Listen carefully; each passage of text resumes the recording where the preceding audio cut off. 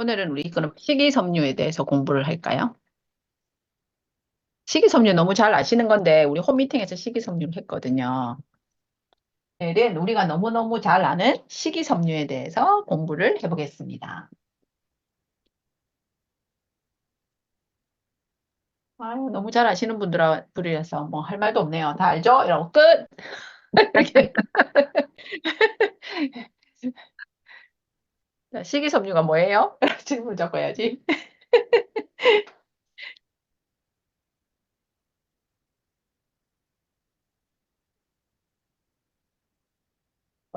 오케이. 퍼펙트 100점. 맞아요. 식이섬유는 탄수화물인데 사람의 소화 효소로 소화되지 않는 난소화성 탄수화물의 한 종류예요. 그죠? 사람이 소화시킬 수 없는 거예요. 그래서 이 식이섬유를 아무 쓸모도 없잖아요. 그러니까 우리가 생각할 때 우리한테 필요한 건 뭐예요? 영양소라고 생각하잖아요. 영양소는 소화되어야 되잖아요. 일단 소화되어서 우리 몸에 흡수가 되어서 에너지원이 되거나 우리 몸을 구성하는 구성물질이 되어야 우리 그걸 영양소라고 하죠. 그런데 얘는 소화가 안 되니까 흡수도 안 돼. 그러니까 우리 몸에 쓰임이 없는 거예요. 그죠? 그래서 사람들 이게 되게 쓸모가 없는 애라고 생각을 한 거예요. 한때는. 그죠? 그래서 아, 얘를 굳이 먹을 필요가 없겠구나. 근데 얘가 있으면 음식이 어때요? 먹을 때. 소화가 잘 안 되겠지. 그리고 거칠죠. 입에서 씹기도 어렵고, 소화도 잘 안 되고, 그래서 그냥 얘를 없애버리는 게 더 좋겠다 생각해서 사람들이 식이섬유를 제거하고 먹기 시작한 거예요. 그랬더니 얼마나 부드럽고 맛있고, 그래서 옛날에 부자들은 백미밥을 먹죠. 근데 가난한 사람들은 배를 채워야 되니까 그 쌀겨도 벗겨내면 아까우니까 그냥 현미밥을 먹었잖아요. 그래서 이거를 벗겨내기 시작해서 현미 대신 백미를 먹게 되고, 밀가루도 옛날엔 통밀을 먹었거든요. 그죠? 통밀을 하면 지금은 그걸 구할래도 구할 수가 없잖아. 통밀은 영양도 풍부하고 고소하고 그런데 그걸 구할 수가 없죠. 그래서 통밀을 껍질 다 벗기면 하얀 밀가루를 먹게 되고, 또 사탕수수에서 식이섬유 다 제거하고 당만 딱 농축시킨 게 설탕이죠. 그죠? 그렇게 해서 이 식이섬유가 없는 그런 단순한 상태에 이제 우리가 탄수화물을 먹기 시작한 거예요. 그렇게 먹었더니 사람들이 자꾸 질병이 걸리기 시작하는 거예요. 어떤 질병이 걸려? 이게 이제 이거를 없앴어. 이걸 식이섬유 프리 제품을 먹었더니 얘가 일단은 뭐가 많이 생기냐면 우리 예전에는 우리나라 사람들은 거의 우리나라에 대장암이라고 하는 게 별로 없었거든요. 그래서 이렇게 먹기 시작하고 사람들이 이제 또 잘 살게 되니까 이제 벗겨서 막 먹어도 많이 먹자. 옛날 부자들만 그렇게 먹었는데 그렇게 먹으니까 없던 물론 뭐 대장암 발병의 원인은 여러 가지가 있기는 하지만 육식을 많이 먹는 것도 있지만 기본적으로는 이제 이거죠. 대장암도 되게 많아지고 그리고 뭐가 많아지냐면 대사질환들이 많았어요. 대사질환들. 특히 당뇨병, 고혈압, 고지혈, 고혈압 이런 것들이 고지혈증, 고혈압 이런 것들이 막 많아지는 거죠. 그래서 대사성 질환과 대장암들이 많아지는 거예요. 그래서 나중에 사람들이 그럼 뭐지? 하고 다시 당뇨병, 고지혈증, 고혈압 뭐지? 하고 돌아보니까 아, 얘가 우리 몸에 들어가서 영양소는 아닌데 소화 흡수 과정에 얘들이 이제 조절을 해주는 역할을 하고 더불어 이게가 대장에 운동을 원활하게 하는, 배변 활동을 원활하게 해주는 기능을 한다는 걸 이제 뒤에 알게 된 거예요. 그래서 그때 이제 식이섬유를 다시 연구하기 시작하게 된 거죠. 사람들이. 그래서 이 식이섬유는 가장 큰 특징이 뭐예요? 흡착, 흡착하는 기능이 있습니다. 이것만 기억하시면 돼요. 그래서 흡착한다. 근데 흡착을 하는데 뭘 흡착을 해요? 세 가지를 흡착을 하는 흡착 보이죠? 1번 물을 흡착해요. 물. 2번 기름을 흡착해요. 3번 독소를 흡착해요. 이렇게 흡착해가지고 바깥으로 가지고 나가는 그런 이제 기능이 이제 얘 식이섬유의 기능이 있는 거예요. 크게 1번은 흡착이에요. 그래서 물을 흡착하고 나면 얘가 어떻게 되냐면 부피가 증가하는 거죠. 부피가 증가해요. 부피가 증가해가지고 부피는 증가하는데 얘가 흡수가 안 되잖아요. 그죠? 흡수가 안 되고 우리 몸에서 다시 바깥으로 나가야 되나거든요. 그래서 부피가 증가해서 얘가 우리 몸에 변을 형성하는 거예요. 변을. 변이 되는 거예요. 근데 이 변의 양이 어느 정도가 변의 양이 생겨야 그 변의 양을 알고 우리 대장이 운동을 한단 말이에요. 장이 운동을 해서 이걸 이렇게 바깥으로 이렇게 연동 운동이라고 하죠. 밀어내는 운동. 그래서 장이 굉장히 길잖아요. 그죠? 그 긴 장에 운동을 일으켜가지고 찌꺼기를 이제 바깥으로 점점점 내려보내는 기능을 하는 거예요. 그래서 그러려면 변이 있어야 되는데 식이섬유가 없는 음식을 자꾸 먹다 보면 이 변이 형성이 안 되는 거야.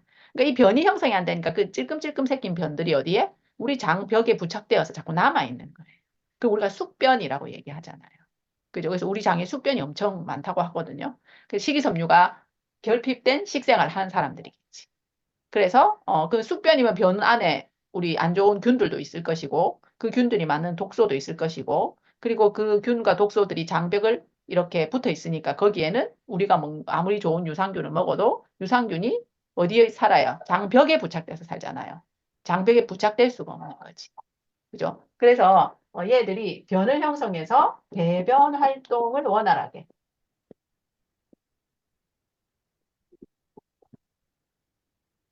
배변 활동을 원활하게 하는 거예요. 배변 활동이 원하다는 건 우리 장의 정화가 잘 된다는 거예요. 그죠? 예를 들면 뭐 하수구에 하수물이 잘 흘러가야 되잖아요. 그게 고여 있으면 안 되잖아. 그죠? 그래서 우리 몸 중에 이 대장 배변하는 요 단계를 하수의 단계라고 얘기를 하죠. 여기를 원활하게 잘 흘러가야 우리 몸이 정화되어 있는 거예요. 그게 거의 고여 있지 않고. 그래서 배변 활동을 원활하게 한다. 이게 이제 되게 중요한 거고. 두 번째는 이게 이제 기름을 또 흡착하는 기능이 있습니다. 그래서 기름을 흡착하는 기능이 있어서 우리가 기름을 많이 먹는다. 삼겹살이든 뭐 튀김 음식이든 이런 것들. 그래서 기름이 우리 몸에는 물론 우리 몸의 지질은 하나의 영양소, 6대 영양소 중에 지방이 하나가 들어가긴 하지만 문제는 이제 너무 많은 경우 그건 또 고지혈이 될 수 있잖아요. 그죠? 그런데 이 기름을 흡착해서 바깥으로 배출을 시키는 거죠. 이것이. 그러니까 우리 몸에 지방이 흡수되기 전에 얘가 흡착해서 바깥으로 나기 때문에 흡수를 줄일 수 있는 거예요. 지방 흡수. 기름을 배출시키니까 지방 흡수를 뭐 하나도 흡수 안 되게 하기는 어렵잖아요. 그죠? 흡수를 줄인다. 줄여준다. 그래서 지방을 많이 먹어서 문제가 되는 사람들한테는 매우 도움이 되겠죠. 예, 그래서 뭐 잘 먹는 보통 이제 우리가 식원병이라고 해서 음식을 먹어서 문제를 일으키는 사람들은 대체로 음식을 많이 먹으니까 그럴 때 오버해서 먹으니까 그래서 뭐 삼겹살을 너무 좋아하고 튀김을 너무 좋아하고 이런 사람들은 이 식이섬유가 있어야 그 기름이 나는 맛있게 먹었지만 내 몸에 흡수되지 않고 식이섬유와 함께 먹어야 흡착해서 바깥으로 갖고 나가는 거예요. 그죠? 지방의 흡수를 저해한다. 이런 좀 정리된 용어를 쓰고 싶은데 왜 정리된 용어가 안 나옵니까?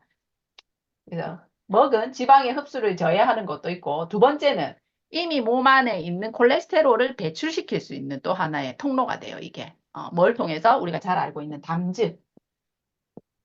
담즙을 흡착해서 얘가 담즙이 어디서 만들어져요? 담즙은 간에서 만들어집니다. 간에서. 네. 간에서 만들어지는데 얘가 어디에 저장되어 있냐면 담낭에 저장되어 있는 거예요. 담낭은 저장만 하는 거예요. 간에서 생성되어 가지고 담낭, 우리 이걸 쓸개라고 하죠. 쓸개에 저장되어 있다가 이 쓸개가 하는 기능은 뭐냐면 담즙을 갖고 있다가 분비하는 걸 조절하는 거예요. 얘가 그래서 분비를.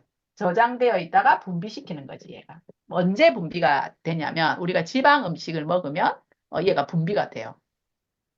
지방을 먹으면. 왜냐하면 지방을 원래 그 소화시키는 건 다 소화효소가 소화시키잖아요. 근데 바로 소화효소만 작용을 하면 이 소화효소가 원활하게 작용을 하기가 어려워. 근데 이 지방은 지방에 의해서 녹죠.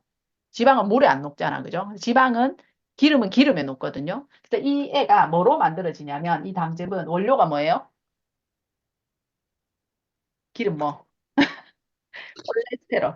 얘가 이제 우리 체내에 있는 콜레스테롤을 원료로 만든단 말이야. 그러니까 그 말은 얘도 기름이란 뜻이잖아. 그죠? 그래서 내가 기름을 먹었어. 먹으면 이 콜레스테롤로 만든 담즙이 나오면 내가 먹은 이 기름은 영양소잖아요. 지금 음식이잖아요. 그죠? 얘를 소화시켜야 되는데 얘가 얘를 약간 녹여주는 역할을 해요. 기름에 의해서 녹기 때문에. 약간 유화작용을 한다고 표현을 해야 될까요? 그래서 소화효소가 작용하기 쉽게 만들어 놓는 거예요. 살짝 풀어 놓는 거예요. 요 이해가 되시죠? 그래서 내가 지방 음식을 먹을 때 담즙이 나와요. 지방의 소화를. 그래서 담즙의 기능은 뭐냐면 지방의 소화를 돕는다가 지 기능이에요. 지방의 소화를 돕는다. 이렇게 말을 들으면 여러분들이 이제 알아야 되는 거지. 지방의 소화를 돕는다. 어떻게?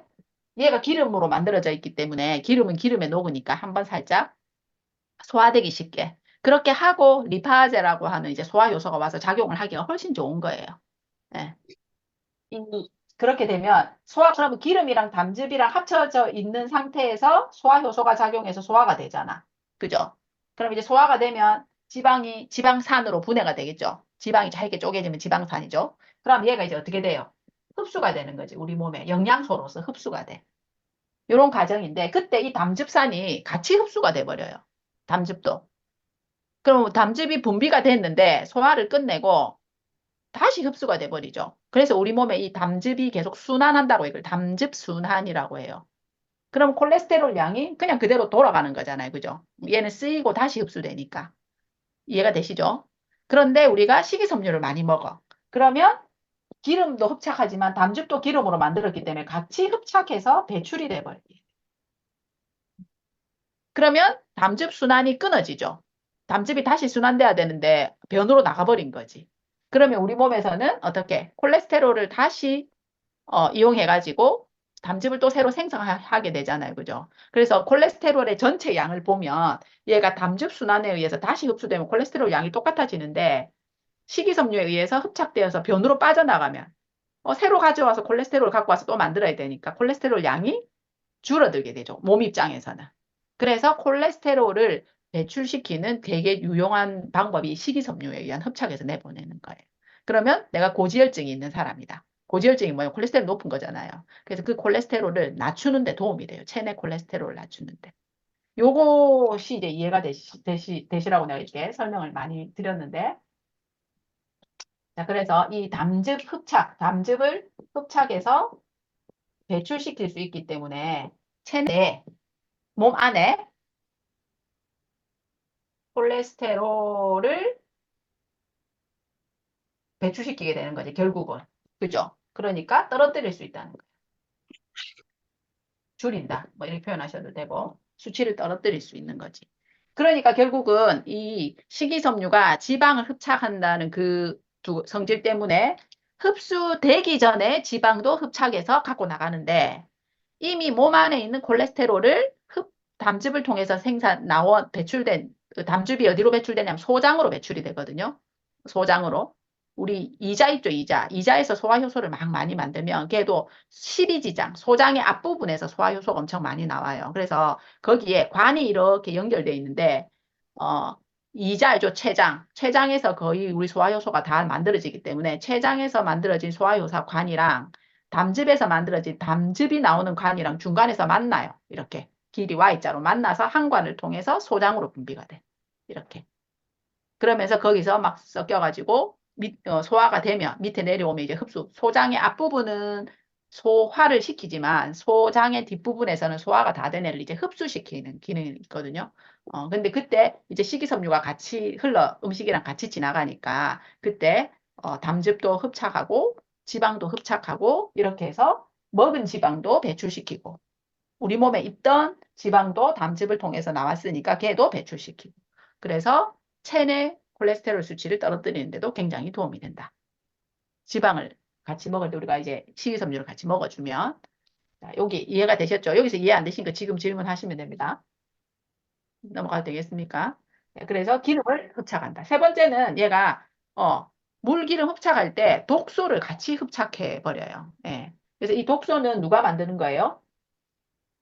우리 장에 있는 유해균들이 만들잖아요. 그죠? 내 몸속에 있는 유해균들이. 그래서 이 독소를 나쁜 균들이 많으면 마이크로바이옴의 균형이 깨져가지고 유익균이 원래 더 많아야 되는데 유해균이 더 많아. 그럼 우리 장에 살고 있는 유해균들이 이 독소를 만드는 거예요. 그죠? 독소를 만들어서 이 자가 중독을 일으키는 거지. 그 독소가 다시 장으로 흡수되어 가지고 혈액을 타고 온몸을 도는 그게 자가 중독이거든요. 그래서 우리 장 속에 있는 유해균이 만든 이 독소를 이 식이섬유가 흡착하는 거예요. 그래서 몸으로 흡수되지 못하고 배출시켜 버리는 거지.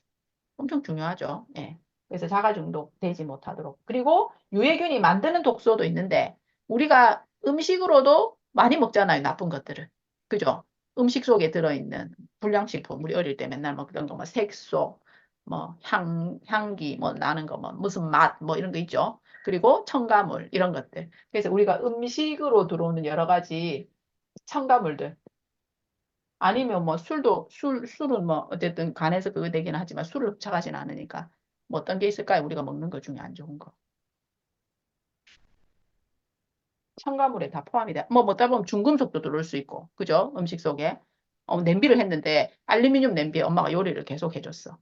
그러면 그런 거에 알루미늄이 실제로 들어가 있을 수가 있으니까 그런 여러 가지 우리가 섭취하는 음식에서 들어오는 여러 가지 독소들 이런 것들도 다 식이섬유에 의해서 막 꼼꼼하게 싹 걷어지진 않지만 어쨌든 식이섬유가 근처에 있다면 흡착이 되어서 배출시킬 수 있는 거죠. 이게가 배출된다는 건 장에서 배출됐기 때문에 결국은 우리 몸으로 흡수되는 걸 막는 거예요. 이해가 되시죠? 장에서 변으로 들고 나가버렸으니까 배출을 시키니까 우리 몸에 흡수를 차단하는 기능이 있는 거지, 얘가. 못하게. 그래서 이 흡착이라고 한 식이섬유가 갖고 있는 그 흡착하는 성질이 이렇게 물, 기름, 독 속에서 여기서 물 위에서 배변 활동을 원활하게 하는 게 가장 기본적인 거예요. 왜냐면 배변 활동이 원활해야 얘들이 나갈 거잖아요, 지금. 배변 활동이 원활하지 않으면 몸 안에 얘가 축적되어 있으니까 그 축적되어 있는 동안에 뭐 다 흡수되어 버리잖아요, 우리 몸에. 그죠? 거기 있는 동안. 그래서 이런 기능들이 기본적으로 있는 게 이제 이 흡착 때문에 그렇고 이제 두 번째는 얘들이 대사를 조절하는 기능이 있습니다. 대사 조절. 어떤 대사를 조절하냐면 우리가 탄수화물이 소화되면 뭐가 돼요? 포도당이 되죠. 포도당. 그죠? 그래서 그 포도당을 우리가 흡수해서 이제 당이 올라오면 그 당을 갖다가 분해해서 에너지를 만들잖아요. 그죠? 근데 탄수화물 분해해서 만든 그 포도당이 우리한테 너무 많이 들어오거나 짧은 시간에 급격하게 많은 양이 들어오면 우리가 그걸 이제 그게 반복되면 어떤 질환이 생깁니까? 이 당 때문에 당뇨병이 생기잖아요. 그죠? 예, 그런 것처럼 이 포도당은 우리 몸에 굉장히 중요한 에너지원이기는 하지만 얘가 너무 많은 양이 너무 짧은 시간에 확 들어오면 우리 몸이 조절 능력을 잃어버려요. 인슐린이 너무 짧은 시간에 확 분비돼야 되기 때문에. 자, 그래서 이제 수키님이 지금 연결이 잘 안 되시나 보다. 그죠? 그래서 이 포도당이 급격하게 들어와서 우리 그걸 뭐라고 하냐면 혈당 스파이크라고 해요, 요새. 갑자기 당이 확 들어와서 이 그래프를 그리면 갑자기 올라가는 거예요. 스파이크 이렇게.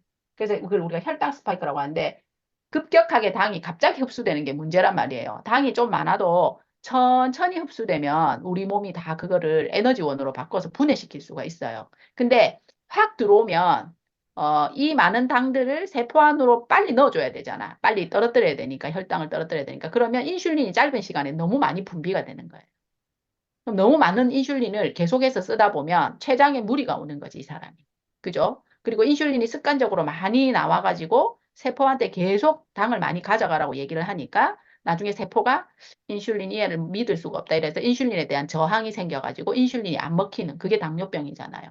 그래서 이 포도당이 너무 급격하게 올라가는 게 좋지 않아요. 그래서 이 아까 말한 우리 백미, 하얀 밀가루, 설탕, 그죠? 그런 것들이 전부 다 뭐예요? 식이섬유를 제거하고 당만 뭉쳐놓은 거기 때문에 걔들은 들어오면 갑자기 포도당이 확 많아지게 되는 그런 상황이 벌어지는 거예요. 그래서 이 포도당만 들어오면 안 되고 뭐가 식이섬유가 같이 들어가긴 어차피 포도당만 들어가지만 식이섬유가 내가 먹은 음식에 같이 있을 때 소화가 천천히 되면서 포도당을 천천히 흡수하게 만들어요, 얘가. 그래서 식이섬유가 이 포도당 흡수를 조절한다는 거예요. 한꺼번에 확 되게 안 하고. 그래서 이 당뇨병을 예방하고 또는 당뇨가 있는 사람들한테도 이 포도당을 천천히 시키게 하는 게 식이섬유예요. 그래서 그 당뇨병이 있으신 분들한테 뭐 먹게 해요? 백미 말고 현미밥을 먹으라고 하는 이유가 그거죠. 그리고 야채를 먼저 많이 드시고 그 다음에 밥 드시라고 하는 이유도 바로 식이섬유가 이렇게 당의 흡수를 조절하는 기능이 있기 때문에 그렇습니다. 결국은 그러니까 포도당이 많이 들어가서 당뇨병이 먼저 시작이 돼요, 이게. 그래서 당뇨병 예방인 거죠. 당뇨병의 예방이나 또는 이게 우리 관리라고 표현할게요. 이미 있으신 분들도 이 당뇨병이 더 심해지지 않도록 또는 포도당을 적절하게 흡수할 수 있도록 해주는 건데, 당뇨병을 가만히 이렇게 조절 안 하고 가만히 놔두면 결국은 우리가 물 많이 들어간 그 당뇨가 뭐로 저장돼요? 지방으로 저장이 된단 말이에요. 저장될 때는 쓰이고 나면. 그래서 고지혈이 따라오는 거예요. 처음엔 당뇨병밖에 없었는데 당뇨병을 그대로 당뇨병이 있는데도 내가 식생활 조절을 하지 않고 뭔가 대처를 하지 않으면 그게 지나가면 나중에는 고지혈이 더해져요. 왜냐하면 남은 당뇨는 결국 지방으로 저장되니까. 이해가 되시죠? 우리 몸은 지방을 하는 역할이면 저장하는 때 지방으로 저장하는 게 지 역할이거든. 지방세포가. 그러면 고지혈증이 또 오게 되죠. 고지혈증이 오면 이 고지혈증, 지방이 우리 몸에서 많아지면 걔가 어디에 쌓여요? 혈관에 나중에 쌓여. 그러면 혈관벽을, 길을 좁혀가지고, 같은 그 피혈액의 양인데 지방이 쌓여가지고 혈관이 좁아지면 압이 높아지잖아요. 그래서 고혈압도 오게 되는 거예요. 그래서 이 세 개가 거의 다 같이 다니게 돼 있어요. 질환이. 처음에 시작은 달라도.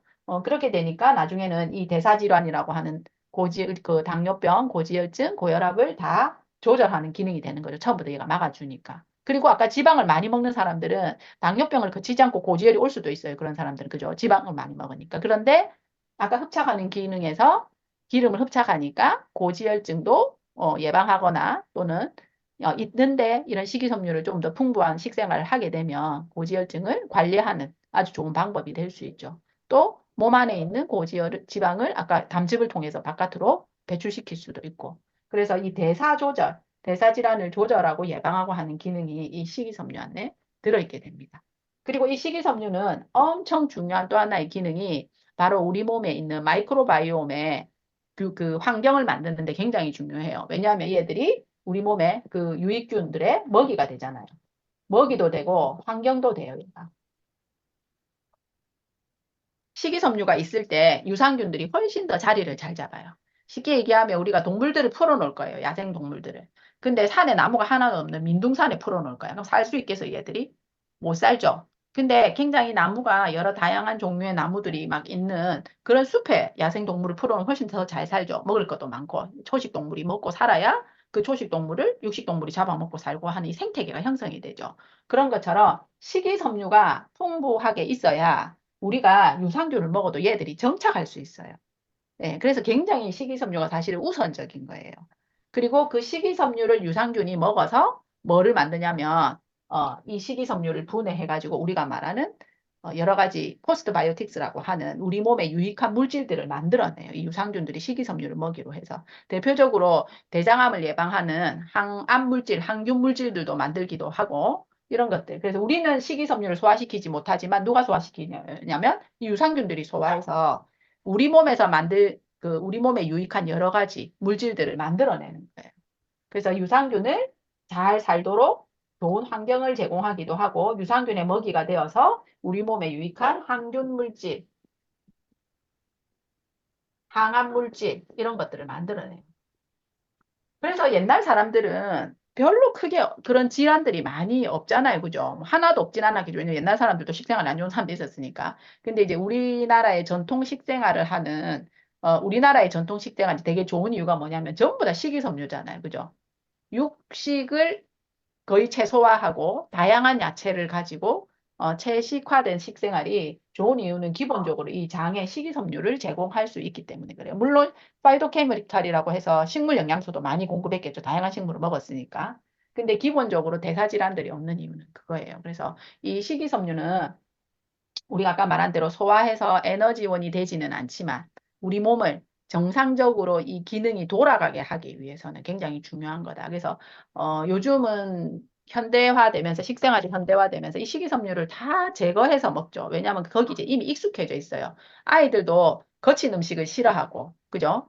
그리고 어른들도 그렇고, 그리고 간식으로 먹는 것들이 전부 다 단순당의 형태예요. 식이섬유가 없는 설탕으로 만든 것들. 케이크 다 밀가루 설탕으로 만들잖아요. 그죠? 아이스크림, 과자, 뭐 이런 것들을 다 식이섬유가 없는 상태로 우리가 먹고 있거든요. 그리고 그래서 이제 우리 야채 과일도 왜 이제 즙 짜서 먹는 거 있죠, 야채. 즙만 짜서 먹는 거. 그거는 물론 파이토케미칼을 흡수하는 면에서는 우리가 섭취하는 면에서는 좋지만 야채에 들어있는 식이섬유들을 다 제거하고 먹는 거예요. 그런데 우리 또 식이섬유를 만약에 내가 당뇨나 고지혈이 있다. 돈 주고 사 먹어야 되잖아요, 지금. 그죠? 그래서 우리가 일반 식생활을 할 때 이 식이섬유를 제거하고 드시지 않도록 좀 거칠지만 씹어 먹는 그것에 익숙해져야 돼요. 그리고 이 저작 활동을 통해서 우리가 실제로 저작 활동을 잘해야 소화 기능도 좋아지고 뇌 기능도 좋아지고 이 턱에서 하는 역할이 또 엄청 커요. 이 턱이. 그래서 이제 아이들을 어릴 때부터 계속 부드러운 것만 이렇게 자꾸 먹여서 요즘 애들이 다 턱이 없어요. 그죠? 턱이 없는데 마치 그게 미인의 어떤 조건인 것처럼. 근데 그거는 그래서 예전에 보면 이 사각턱인 사람들이 머리가 좋다고 하는 말이 있거든요. 그 사람들이 턱을 많이 쓰기 때문에 실제로 뇌 기능도 굉장히 좋다고 합니다. 그래서 이 턱을 자꾸 발달시켜야 되고 애들 요즘은 예전에는 막 이게 뭐지? 막 이가 좀 문제가 있는 사람이 교정에 요즘에는 교정을 안 하는 애들이 없죠. 씹지 않으니까 이 뭐라고 하죠? 이 아래턱, 위턱이 좁아요, 애들이. 그래서 이가 다 못 자라나요, 비좁아가지고. 그래서 얘를 자꾸 교정을 해서 벌리는 역할을 해줘야 되는 거예요. 근데 그게 어릴 때부터 애들이 적당한 씹는 걸 하면 알아서 턱이 벌어지거든요, 이렇게 넓게. 그러면 치아가 고르게 이쁘게 자라는 거예요. 근데 이제 씹는 걸 많이 안 하니까 턱이 좁으니까 애들이 이제 제대로 못 자라니까 비좁으니까 이가 자꾸 삐뚤삐뚤해지는 거예요. 자리가 없으니까. 그래서 애들이 적당한 아이들을 키울 때 지금 이제 우리는 다 키웠지만 손자 손녀를 키울 때 적당히 씹는 음식을 어릴 때부터 자꾸 줘서 얘들이 씹는 작용을 해야 애들 뇌 발달뿐만이 아니라 가장 중요한 턱 발달이 된다는 거예요. 그럼 이 턱이 잘못되면 의외로 목이나 등, 허리, 고관절, 몸 전체에 다 영향을 줄 수 있어요. 그래서 요새는 턱 교정으로 거북목이라든지 척추측만이라든지 이런 관련된 게 되게 연구가 많이 되고 있거든요. 그래서 우리 몸이 뼈대만 보면 하나의 건축물이랑 똑같은 거예요. 우리 건물 지을 때 균형이 어느 군데서 조금만 안 맞으면 어떻게 돼요, 나중에? 건축이 무너질 수 있죠. 큰 건축물이 무너질 수 있는 게 아주 아래쪽에 조금의 그 균형이 안 맞으면 그렇게 되는 것처럼 우리 몸도 하나의 건축물로 균형이 딱 맞아야 되는데 턱이 문제가 있거나 아니면 발바닥, 그 아치가 잘 안 생겨가지고 그렇다거나 그런 아주 사소한 것에서의 그 균형이 안 맞아가지고 자세가 자꾸 비뚤어져가지고 애들 요새 척추측만 이런 게 많은 이유가 그런 거예요. 그래서 참 이게 우리가 진화된 과정을 생각하면 예전에 원시 시절에는 얼마나 이걸 많이 먹었겠어요. 그죠? 그냥 산에서 아무거나 따서 먹었으니까. 그렇게 진화된 몸인데, 우리가 자꾸 이게 지금 바뀌어가기 때문에 어떤 질환들도 많이 생기게 된다는 거죠. 그래서 나중에 손자, 손녀를 키우실 때는 정말 이런 것들을 이쁘다고 자꾸 부드러운 것만 주지 말고 적절한 시기가 되면 씹을 수 있는 그런 기회를 줘야 된다. 식이섬유의 종류. 수용성 식이섬유와 불용성 식이섬유가 있죠.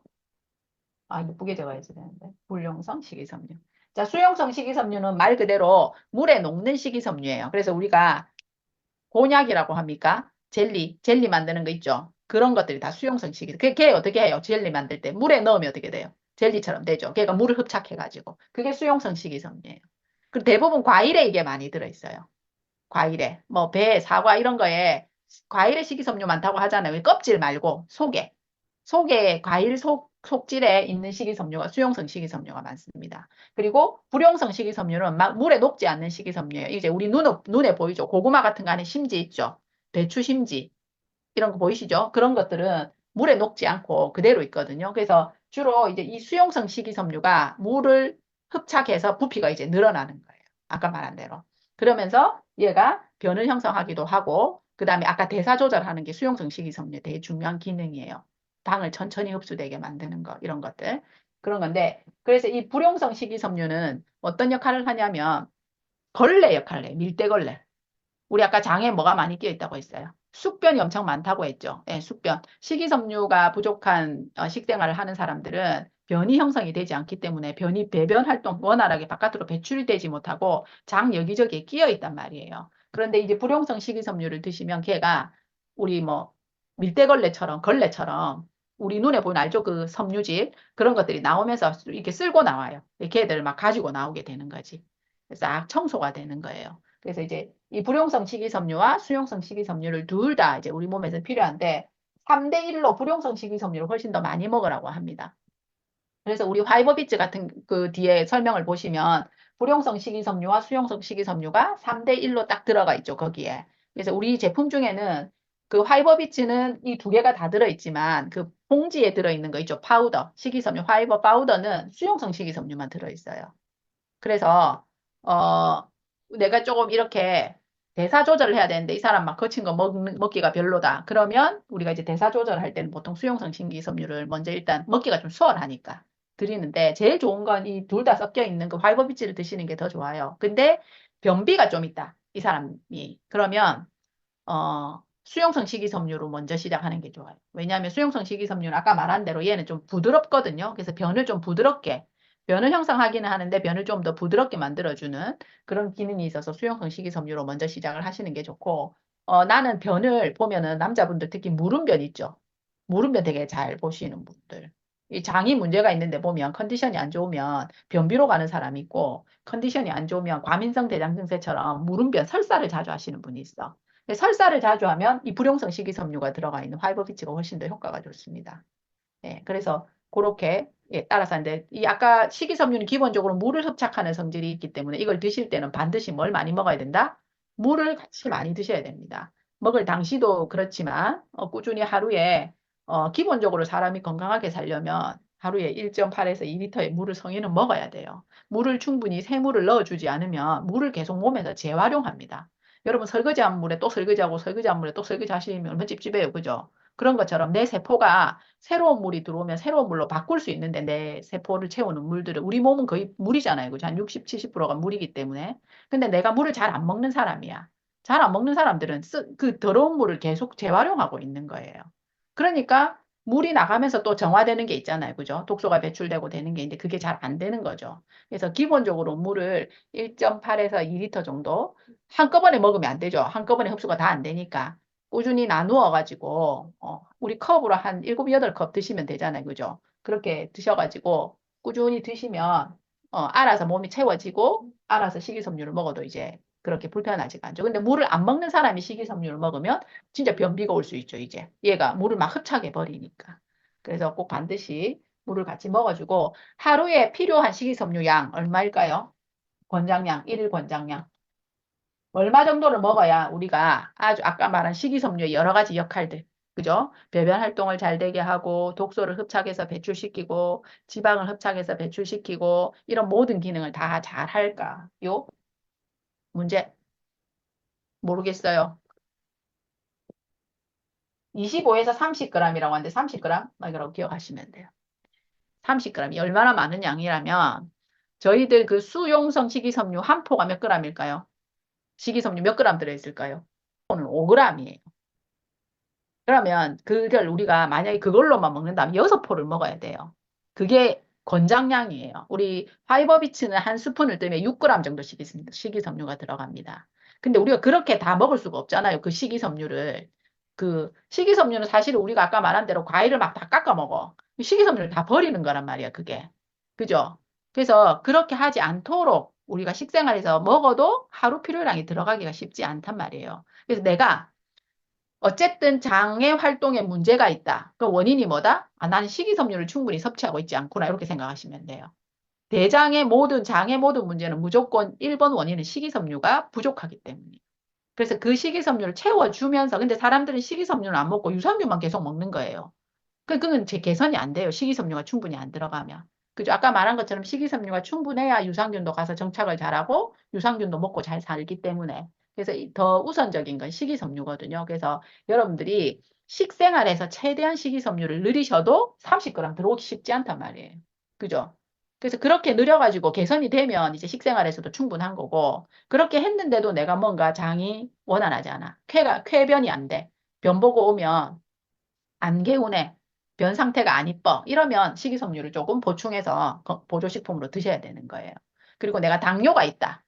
고지혈이 있다. 이런 분들은 식사 전에 한 20분, 1, 20분 전에 식이섬유를 먼저 드시고 식사를 하시면 아까처럼 대사 조절할 수 있는 기능들도 같이 해줄 수 있습니다. 그래서 이거를 과일 같은 거, 우리 과일 야채 세정제로 깨끗하게 씻으셔가지고, 되도록이면 껍질째 다 드시는 습관을 가지시면 돼요. 그냥 드시면 농약 먹습니다. 농약이나 미세먼지에 요새는 미세먼지 안에 전부 다 중금속이고 이런 것들이라서, 과일 야채 세정제로 깨끗하게 씻은 거를 껍질째 잘라서. 그래서 저희 언니는 배, 키위 이런 것도 다 껍질째 먹어요.